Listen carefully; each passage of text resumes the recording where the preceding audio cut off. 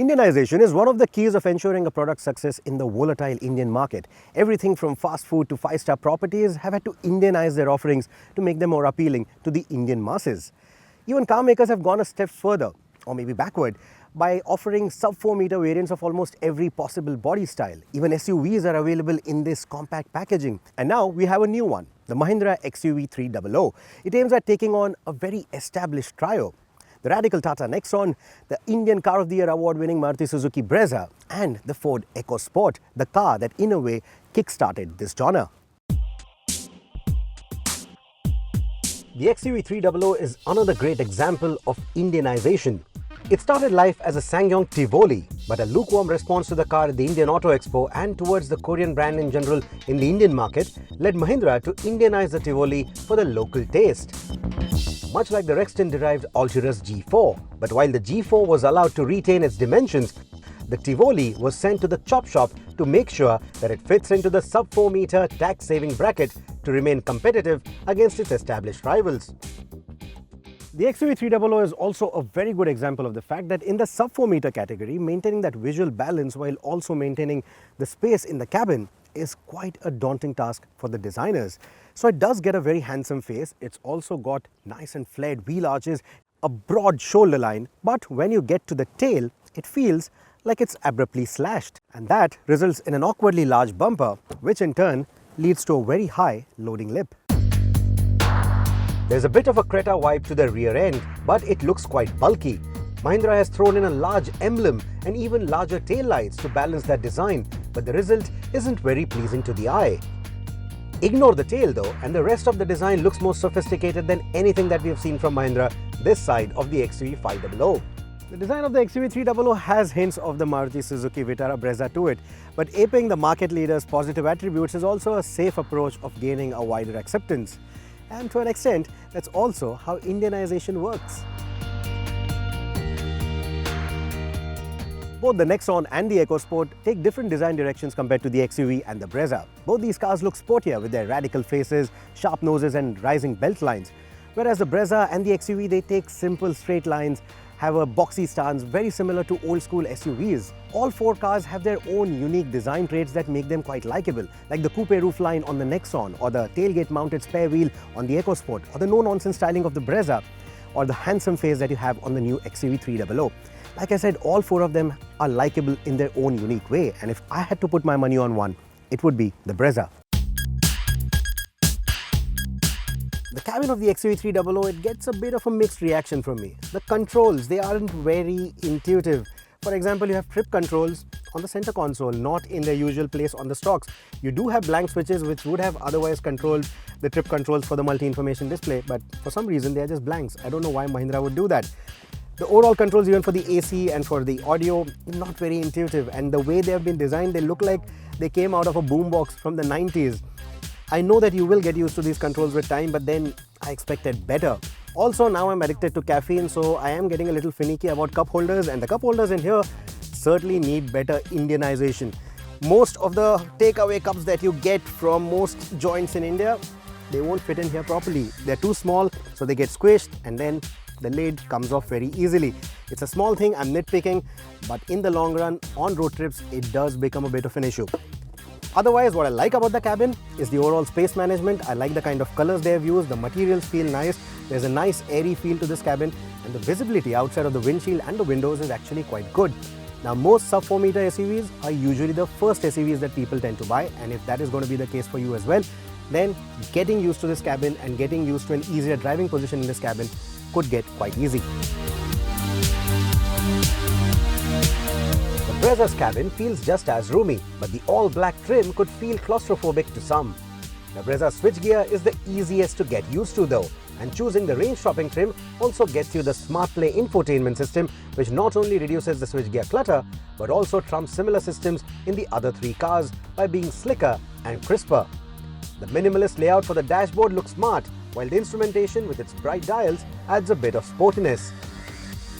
The Nexon has the most spacious cabin of this test, but with its sweeping roofline, getting in and out of the rear seat can be challenging for taller passengers.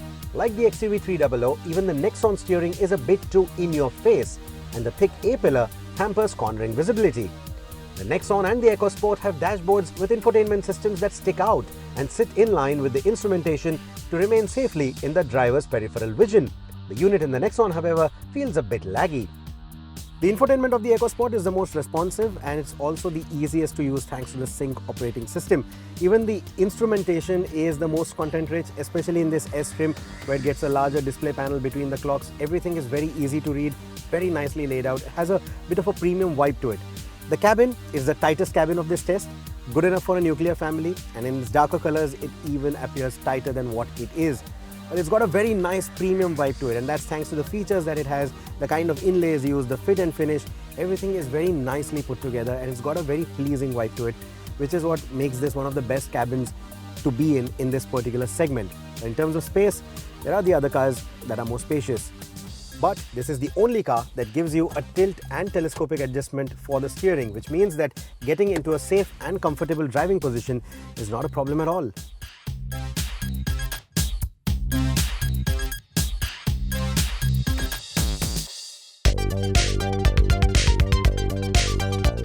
The Euro, Latin and Global NCAP tests confirm that the EcoSport and the Brezza are 4-star safety award winners, while the Nexon won the maximum 5-star rating.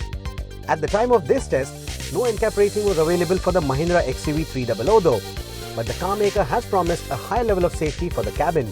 Like its rivals, even the XUV300 has ABS with EBD, traction control and ISOFIX child seat mounts, but it goes a step further by offering a choice of up to 7 airbags and even forward-facing proximity sensors.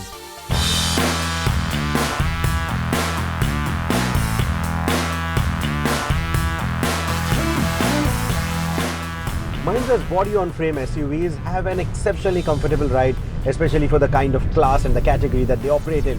It's even true for their compact offerings like the TUV300. Gladly, even for the monocoque-bodied XUV300, things aren't any different. It feels supple even on the sharper bumps, and because it's a monocoque construction, it even feels sharper around corners compared to the TUV300. And when the going gets tougher, like most other Mahindra SUVs, it also likes to play it dirty without even having an all-wheel drive system. My only grudge is that the suspension is quite noisy and the metallic clunks give you a feeling that things aren't tightly put together. If Mahindra fixes that, the XUV300 will have the sense of invincibility that you expect from a Mahindra. In fact, even our Nexon and Brezza testers, which had a considerable mileage on them, were quite noisy through the potholes and through the sharp bumps. The EcoSport, on the other hand, feels tighter and better put together. The EcoSport isn't much fun to drive around the twisties though.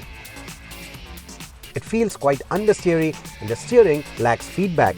The Nexon does a marginally better job at tackling curves. None of these cars beat the Brezza when it comes to driving fun. It feels taut, it feels sharp, it feels predictive when you're hitting the bends. It's also got a nice steering setup, it's got great gear shift quality. I just love this car when it comes to having that fun around the twisties. If you are into that kind of stuff too, if you love driving, if you love taking road trips, then the decision is simple. Look no beyond. This is the car for you. But if ride comfort is more important for you over everything else, then probably in this category, the XUV300 will make more sense to you. The EcoSport sits right in between, achieving a fine balance between both and quite silently at that, adding further to that premium feel.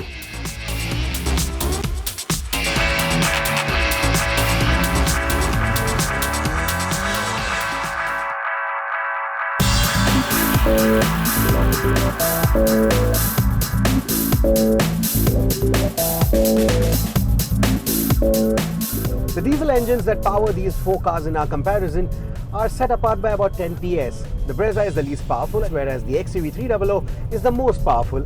But if you leave these on-paper figures aside, their on-road performance is the exact opposite. The least powerful Brezza is the quickest to the ton at 12.4 seconds, whereas the most powerful XUV300 is the slowest to the ton at 13.7 seconds. The XUV300's 1.5 turbocharged diesel engine is quite a refined and quick revving motor, but it has a very narrow power band and hits the limiter often. It has a light clutch though and slick gear shifts with its 6-speed manual transmission, and that makes it driving in the city quite easy. It gets to triple-digit speeds without feeling strained either, But past the 120 km/h mark, the XUV300 feels wallowy and unnerving. The spongy brakes don't help either.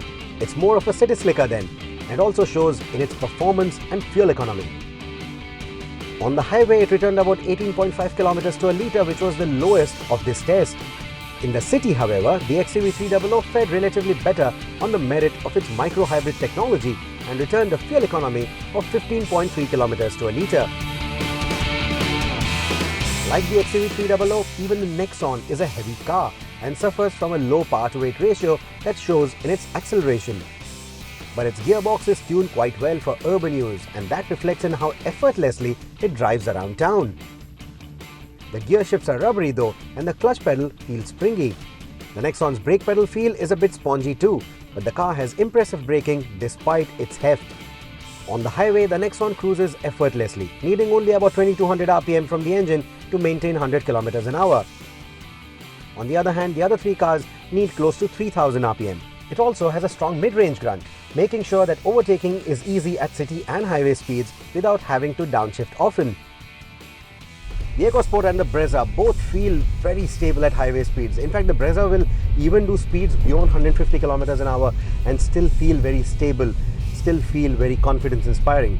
Speaking of that, even the braking on these two cars is quite confidence-inspiring. It's all progressive. The brake pedal feel is progressive. It's not spongy. You know where the brake bite is.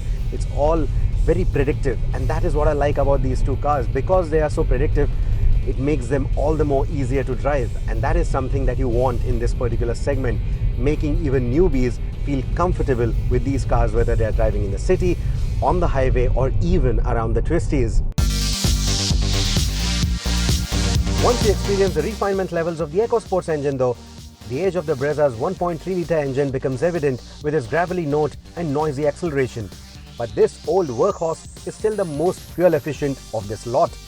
We hear that a new indigenous 1.5-litre diesel is likely to debut in the Brezza with its midlife makeover next year. But that is a story for another day.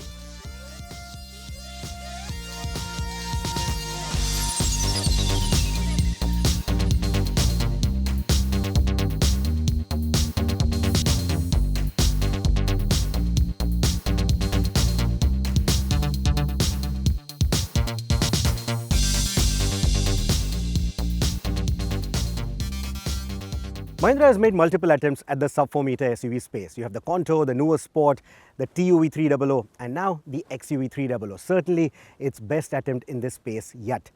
But on the points table, it doesn't quite shake up the competition. Factors like fuel economy, high-speed stability and that tall price point go against it. But then there are other factors that go for it. You have the space, the design, the features, the kind of safety kit that it brings to the table. It's also a future-proof concept because there's an electrified version of this car also coming. So all these factors will ensure that the XUV300 will rake up big numbers for Mahindra. Certainly better than whatever they've experienced in this category so far. But as far as this test goes, well, the EcoSport is still the better car. And yet again, it is the winner of the sub-4 meter SUV shootout.